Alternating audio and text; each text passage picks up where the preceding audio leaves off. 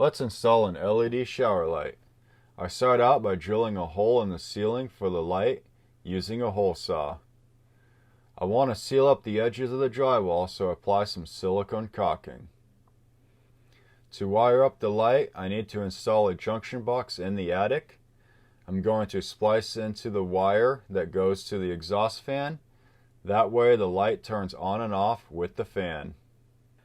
I used a metal junction box, so I make sure that I ground the box using a pigtail. I then run the spliced in wire to the light's electrical box that is installed above the light in the attic. The light quick connects to a wire from its electrical box and then is installed in the hole in the drywall. It has springs that hold it in place. This LED light is rated for shower environments and has a seal between the light and the drywall. This light has 5 selectable colors for warmer or cooler light.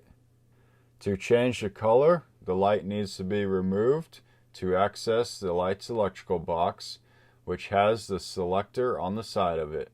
This is going to be a nice addition to the shower. I hope you enjoyed the video. Have a good one and take it easy.